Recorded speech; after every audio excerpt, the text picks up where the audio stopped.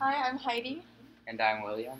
and we competed in the 2015 International Autonomous Robot Competition, or iRobot for short, this June. And we're here today to talk to you guys about our strategies and the robot we programmed to use machine vision.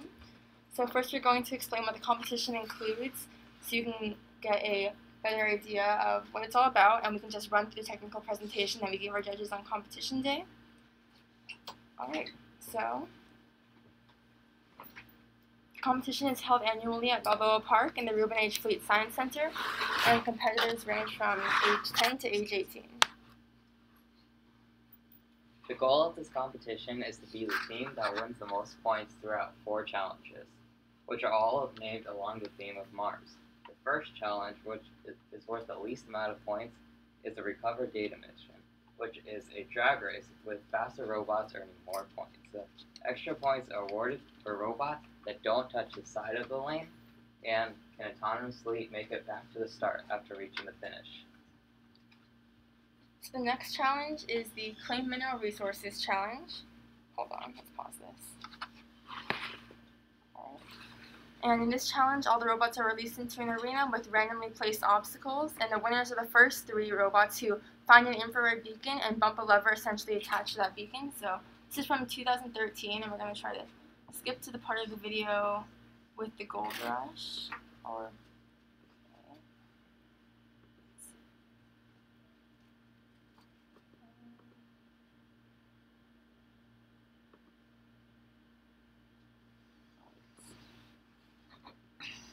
Somewhere. okay, here we go. This is 2013.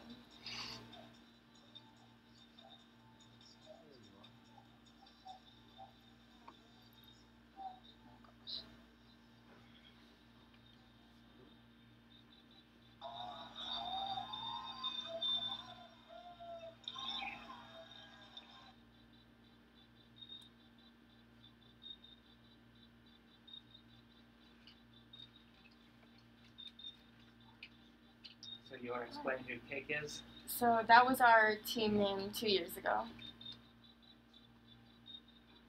So you see the beacons in the wooden boxes. Should be approaching that one soon. What did you pass the first beat?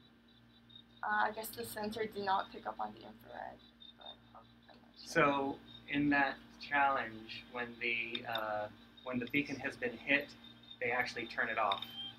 So those first 2 beacons were dead. You have to find the beacon that's still alive. Right. Alright. Okay. So the challenge worth the next highest amount of points is a technical presentation in which teams are asked to discuss their strategies and the obstacles they encounter to a panel of judges. And we'll show you our technical presentation verbatim in a few minutes. Finally, the main challenge worth the most amount of points is the maze. The maze is built out of PVC pipes, and the robot has to move from the starting cell to the finish cell. The fastest robot wins the most points. However, the catch is any robot that can map and solve the maze without going down any dead ends and taking the shortest path will receive a bonus 1,000 points, which is what the fastest robot will get. So now that you know what the competition entails, we're going to start technical presentation as if you all were the judges. Before we begin, we'd like to pass out printouts of the slides. Don't feel like you need to follow along as we speak. These are just for if you want something to take home or want to get a closer look. So if you'd like one, raise your hand, or just pass them around. We'll start on this end. Take one, pass them this way. I spilled a whole bunch. Don't give it to me. Okay. Nice color. When did you know what the maze was going to be? We don't know until the day of the competition. So this is just a sample maze. With the beacons, are all the robots competing at the same time? Oh, the last challenge we showed the video of, yes, that's all of them at the same time. But the maze is individual. And can you knock out the other robot?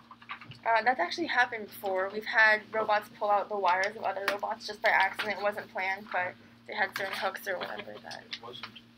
Yeah. Oh, okay.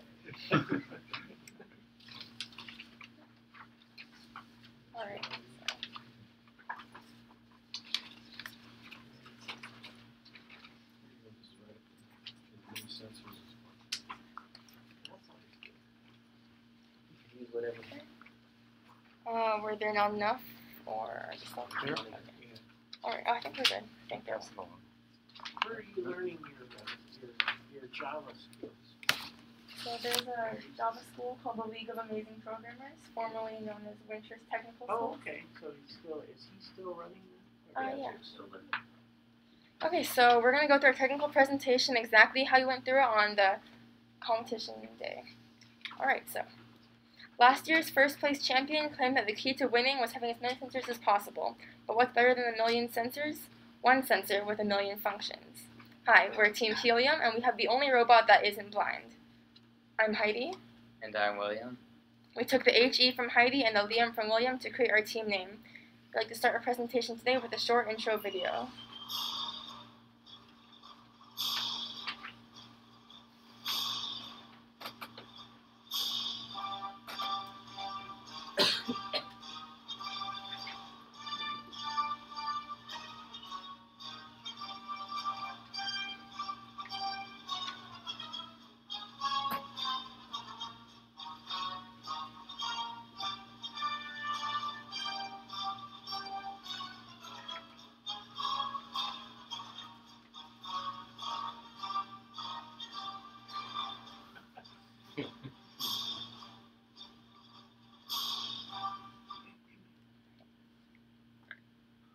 We use the iRobot Create Roomba, and you're probably thinking it isn't as advanced as other types of robots since it doesn't have as many sensors.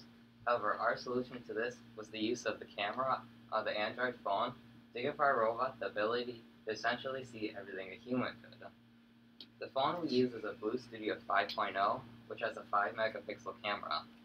Next, we use the Yo-Yo, or input-output board, on the Roomba to connect the phone to the robot. We attach lights to the front of our robot to provide consistent lighting to our camera. To put everything together, we designed a homemade metal stand to hold the phone and keep the lights in place. Android Studio was used as our coding environment as it's designed to develop Android applications. Android Studio's programming language is Java, which not only has more ability, but also is easier to read than the drag-and-drop programming languages. Furthermore, we like to note the many obstacles we encounter while preparing for iRobot. The list of problems may seem small, but we spent hours trying to resolve everything that has forced us to find new solutions and become better programmers. Of course, we don't want to bore you with the endless list, so I'll just go through the highlights. Last year, we created working code that used the compass to solve the maze. It worked extremely well. It was consistent when tested at home. However, upon arriving at the Science Center, we found that wires in the ground were interfering with our compass readings. So this year, after rewriting lots of code, we have another solution that will not be affected by magnets.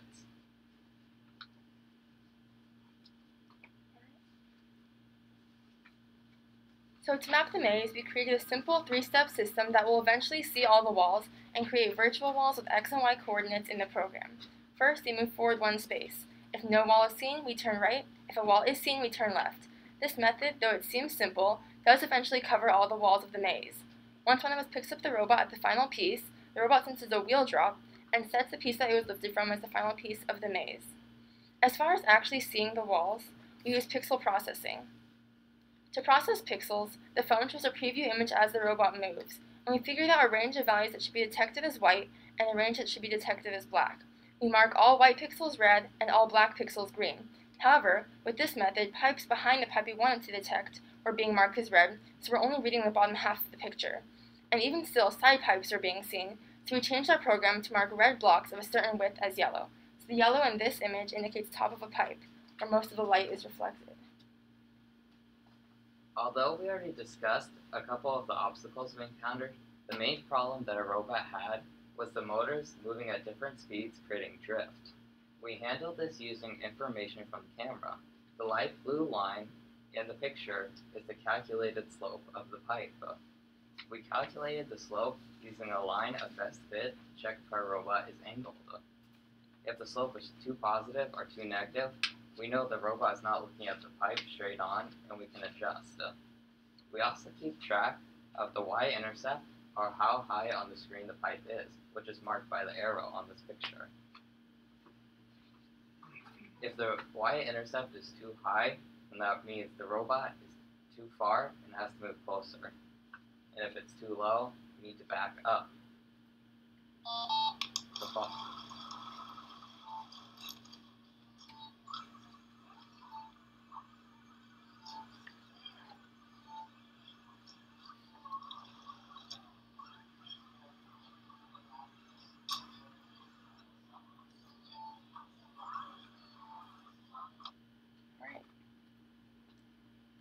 So So to solve the maze, first we determine the x and y location by starting at 0, 0. If we move one space north without any bump interferences, 1 is added to our y value. If we see a wall, we give that piece whichever wall we saw, for example, a north or south wall. The important part of maze solving is not going down any dead ends, so you have a mechanism to do this. If a piece has 3 walls, we mark it as a dead end and add a 4th wall to that piece. So you see up here, that piece has 3 walls, we add a 4th wall. The next piece now has 3 walls, we add a 4th wall to that. And with this mechanism, the program eventually marks off this entire chunk as a dead end. Once we have pieces marked as dead ends, we put the pieces that aren't dead ends into an array list. Then once the robot has been set back at 0, 0, the robot checks the 4 pieces around it and checks which of those pieces is in the array. It then moves to a piece that isn't a dead end, adjusting against the walls it knows exist. So as the robot is moving, it is actually mapping and solving at the same time. So here, when the robot is first placed, it'll check for any walls. And since it doesn't see any, our robot's going to go forward and turn right.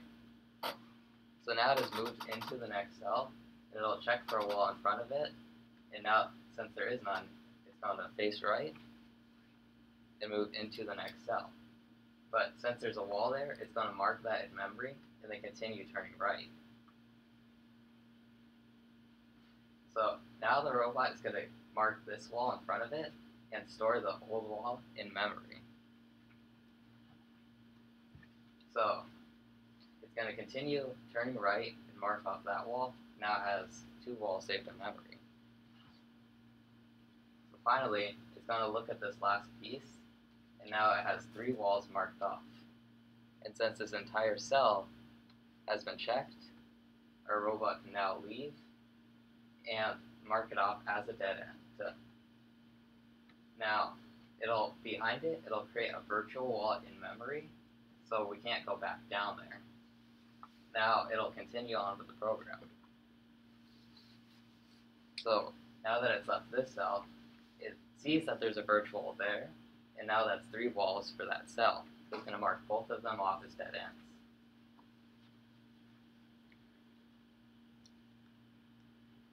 So to put together everything we've told you so far, here's a video of our robot mapping and solving a practice maze. The bottom left corner shows the robot's perspective. You can see the walls being recognized as yellow in the bottom left.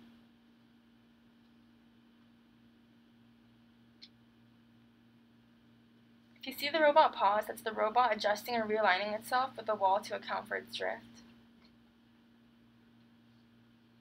So the quality is kind of poor on this. Kind of get it to record the phone screen, so we duct taped my iPod to the back of the robot.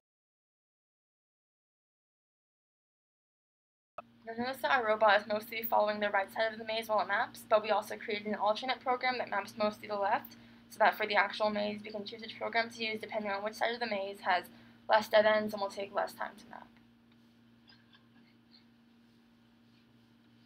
That was a human decision then, as to which program to run? Yes. Nice. So we marked the black pixels as green, but we didn't actually end up using the marked shadows for anything because the white on the pipe is much more consistent than the dark shadows cast by the pipe, which vary completely depending on lighting.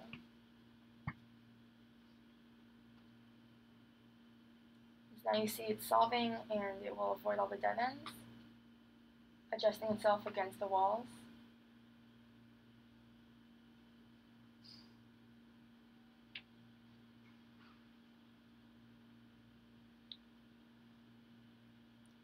And clearly the video is sped up, but the reason for this was that our actual robot is slower, as the camera and the images the camera produces have lag because so many pixels are being processed. So the robot has to be slow so that the camera has time to catch up to see what the robot should be seeing.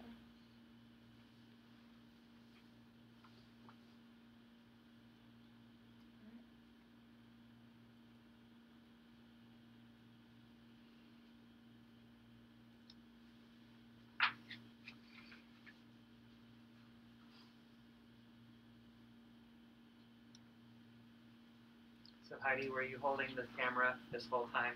Yes, so that's why it's pretty shaky. I apologize for that. So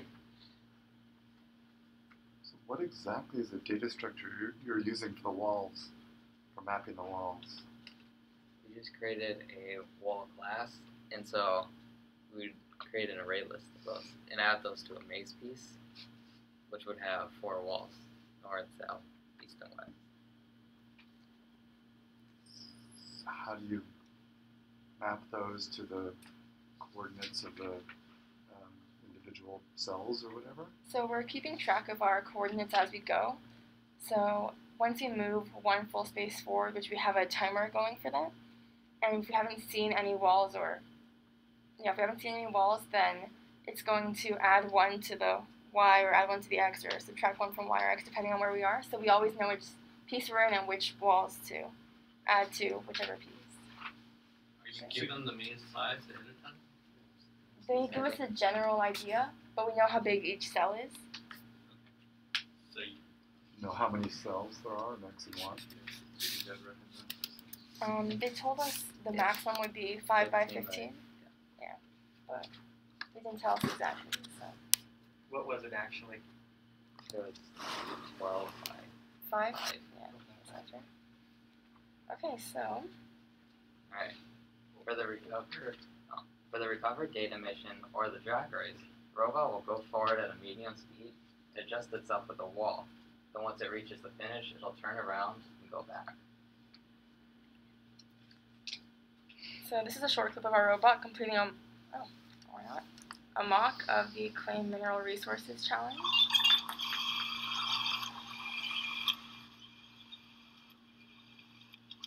So this And is the so- competition where they're all running together. So our strategy for this was pretty simple. We just move forward at a fast pace. If we bump walls, we adjust accordingly. So you weren't using the camera for that part? Yeah, this is just random. That's it for our presentation. I'd like to thank the League of Amazing Programmers for teaching us Java at a young age, and the Big Nerd Ranch Guide for teaching us Android and how to best utilize the camera preview. Any questions? Yeah. Alright. So the code that you're writing to do the vision, that was all just hand-coded Java. You weren't using any libraries or anything like that one. So did you reduce the resolution of the image from the camera by how much? It's found the lowest is 300 by 400 is the size of the picture that we're using. And then to detect this white squares, you just used a threshold level. Anything above this level of brightness is a white square. Yeah. And you left it as color, or did you go to black and white? We left it as color.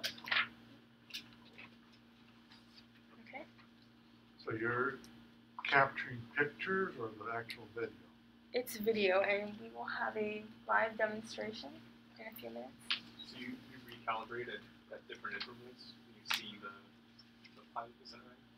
So By positioning? calibrate. yeah, you're recalibrating the dead system. Right, with that blue line. Yeah, like at regular intervals you would just see the line going across and then try to correct the difference. And did you do that when the blue line got past a certain slope, or? Yeah, so we were looking at slope and how far up it was on the screen. Right. So So the yeah, height gives you distance from the pipe. yeah, And the slope gives you your angle. your angle. And when the angle gets over a certain amount, then you say, okay, we need to do a read. Yeah, exactly.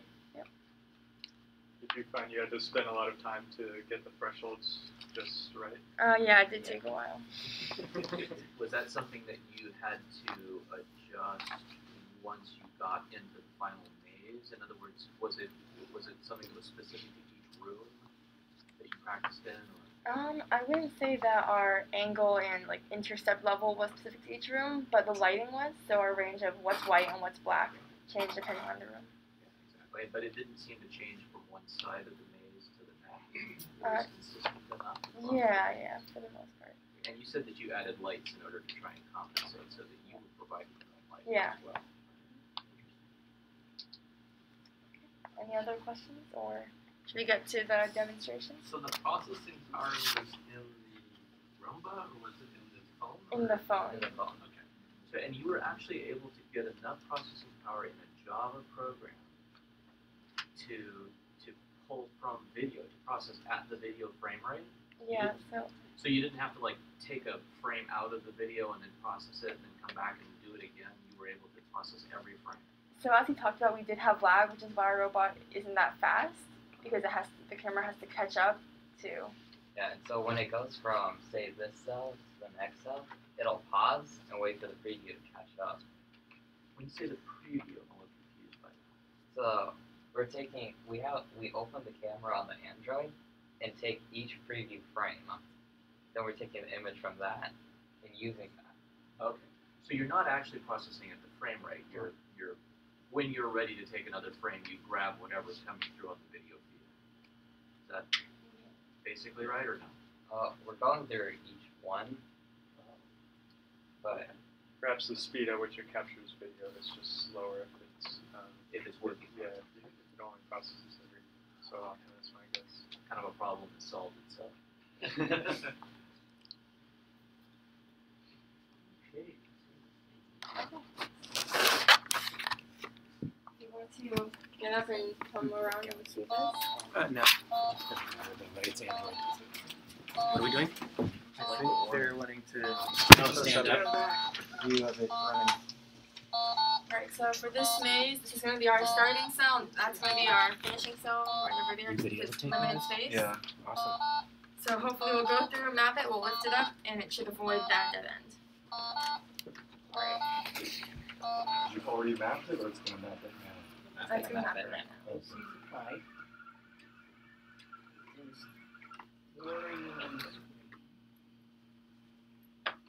So see it pauses to count for that line.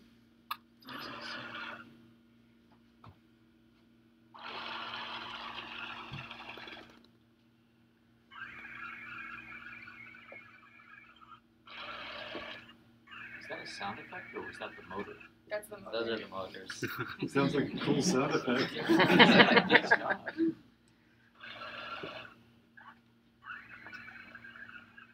So now it knows that there are 3 walls. Yes. And so when it moves into the next cell, this one should be marked off in memory.